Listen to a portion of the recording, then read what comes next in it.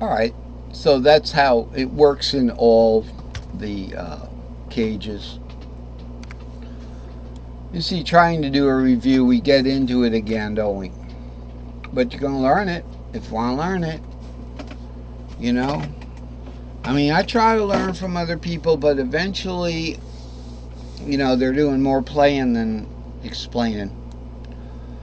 Um, and when I have nothing to do, I'll maybe watch a couple of videos, try to get an idea, and decide, do I want to put my research in that direction?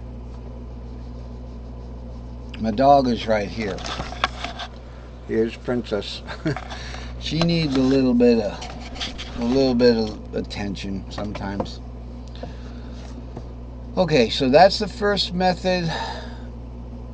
All right, and that's deriving a half diminished with going out of the mode, going C to B minor, drop it down. I could show you that in 5 seconds. It took me on the piano to show you that. Next method is what? Or next fretboard. This shows you. So these are the extended ones, right? So if I wanted to do an arpeggio or something, it's going to extend out of the cage. So these are these extended cages. They're cool. That's what they are. We don't have to waste too much time on that. These are the squunched up cages. This is what it's going to look like. Your best way to navigate through these guys is one of two methods, I think. One is just build the intervals. So in the C box, the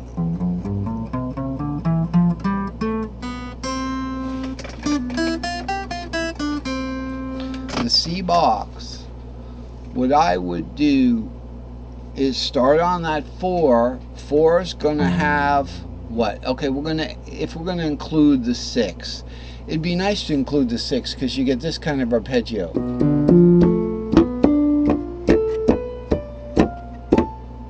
As opposed to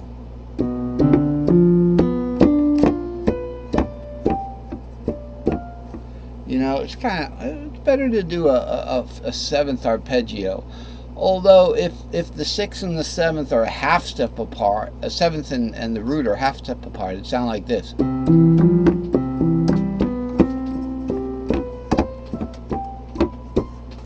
You gotta slow it down. It doesn't really have a nice flow to it. It has a little dip in it between the 7th and the root.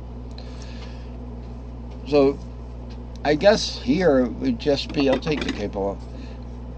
Just do it by intervals. So from the 4th to the 6th, and you'd have to learn this new interval. From the 4th to the 7th is that augmented Lydian, Locrian 4th, the ambulance. Uh-oh. Pray for somebody.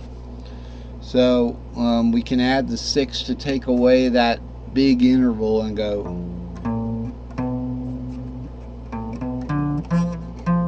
2 to the 4 is a minor third. 4 to the 6 is a major third.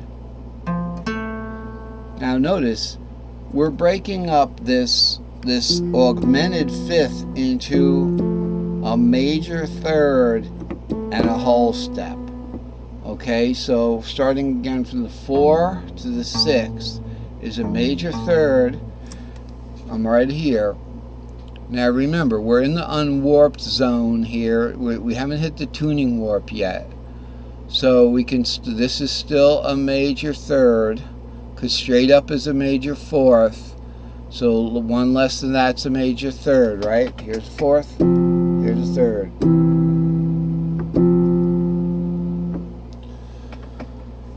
So we got a major 3rd, then a whole step. Now we're going to go from 7 to 2 is another minor 3rd, then another minor 3rd on the string, Now look at these two intervals, 7 to 2 and then 2 to 4. They're both minor thirds because half diminished has two minor thirds. That's how you build a half diminished. That's what defines a half diminished, is two minor thirds. But notice this minor third is longer than this one. And the reason is because the strings have a fourth in between, so they're always taking you up higher than you want to go, and most chords build down from that interval. We don't build chords with fourths, or chords would sound like this. We want to take some of them down.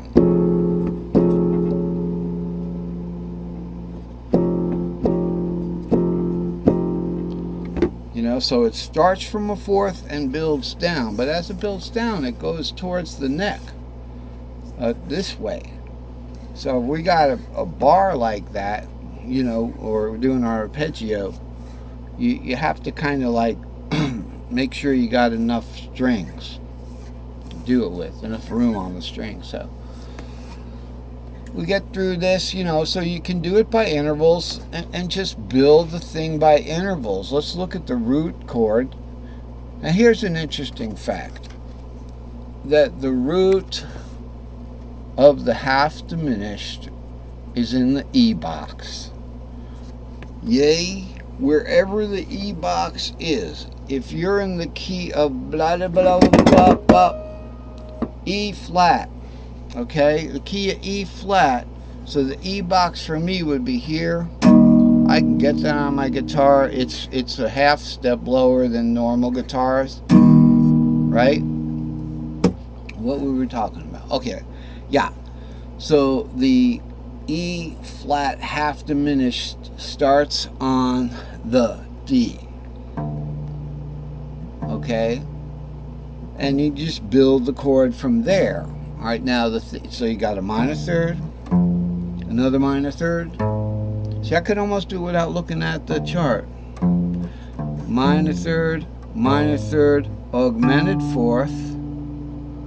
Now I want to stay in the cage, so stay in the cage. So I'm on the seventh there, right? So stay in the cage is from sevenths, another minor third, and then a minor third on the string. Okay, now what do we want to do? From the fourth, if we want to go to the sixth, it's going to be a major third, but it's warped over. So this would normally, a 4 to the 6 is normally diagonally over, but now the strings have warped up. Actually, the strings are lower, so we have to warp the same shape. We have to play 1/2 step higher to get the same interval, the interval that we're looking for. So we have to go straight up. It looks like a fourth, but it's a third now. So 4 to 6. I hope I have that. 5. Let's see, 5, 6. Kind of lost it there because we're in that other key,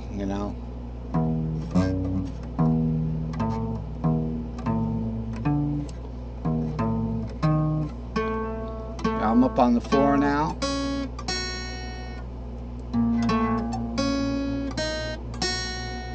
I just want 7/4, 7/4. You can just get up there. That's interesting.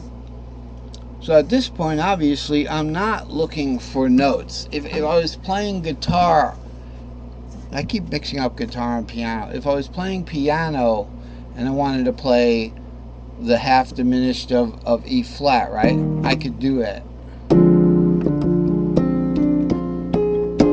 It's kind of like a D, but it has a third, a diminished third in it.